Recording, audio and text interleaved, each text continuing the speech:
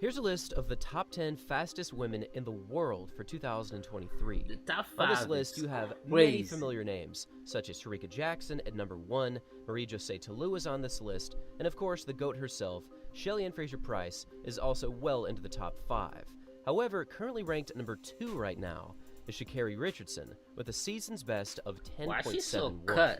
Now, with a season's best like this and a very, very solid racing record in 2023, many see Richardson as a shoo-in for this year's championship podium, which will probably require a sub-10.75 second clocking. It's been an incredible return to form for this 23-year-old athlete in 2023. She's run incredibly well over the 100. The 200-meter performances have also been quite stunning, and she's taken down big names in big Diamond League events. However, there's also been a very interesting list that has just been released from DraftKings, and it actually has Sha'carri Richardson from the United States just outside of the podium. Now, many people see this as a potential flaw in this system because they really do believe that Sha'carri Richardson almost certainly will win a medal in this year's World Championships. Yes, she is. But the 3 athletes that are placed above Sha'carri Richardson are 3 of the greatest sprinters to ever grace the track. At number 1 is Shelly-Ann Fraser-Pryce at -105. This makes Fraser-Pryce a massive favorite, and I think this is a reflection of her championship racing history. She's won 5 individual titles. She's run so well over the previous few years, and even though 2023 got started a little bit slower than the past, she just knows how to compete in the global finals, so her number 1 ranking certainly reflects that. Now, at number 2 is Marie-José Taylor from the Ivory Coast, who is looking to break up the dominance of Jamaica and the United States. Coming into this year's World Championships, she comes in with a personal record of 10.72 and a season's best of 10.75. And in pretty much every 100-meter race this season, she has been untouchable with solid starts and a tremendous second half. At number 3 is Sha'carri Jackson, who actually comes into this race ranked number 1 in the world this season at 10.65.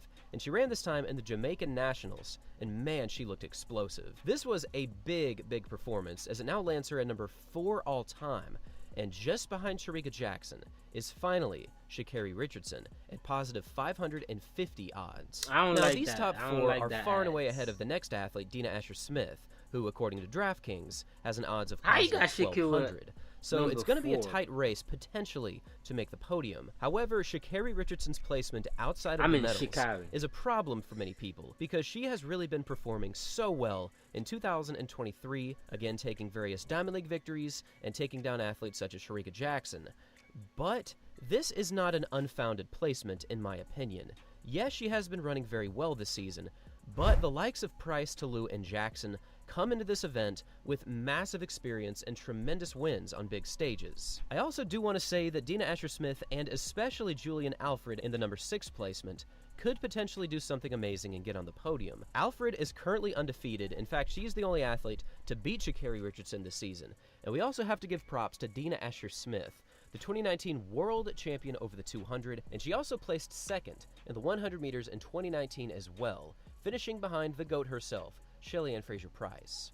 Now, I certainly don't think that this top 10 list is perfect, but I think it does showcase what has happened over the previous couple of seasons. Flawed list. I think that Shelly-Ann Fraser-Pryce does have a very solid chance at winning. In fact, I'm pretty sure she would only enter this event if her form is looking very solid, so that -105 certainly reflects her GOAT status. And I honestly do think Marie-José Taylor and Sha'carri Jackson are placed pretty solid at 2 and 3.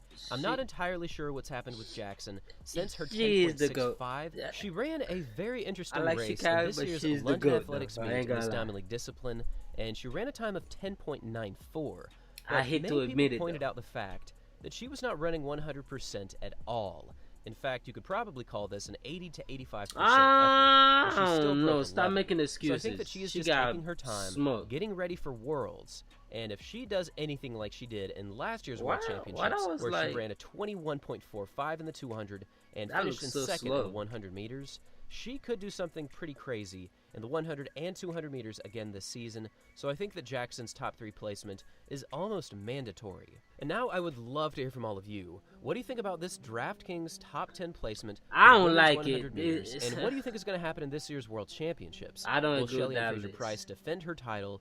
Can Marie-Josée Tillou break up the Jamaican and USA dominance? And where will Shericka Jackson and Sha'carri Richardson place in this year's 100-meter finals? Thanks for watching, Sha'carri Richardson, and as always, until next time. Gonna be number 1. And yeah, she gonna win. She is going to win, bro. I'm telling you.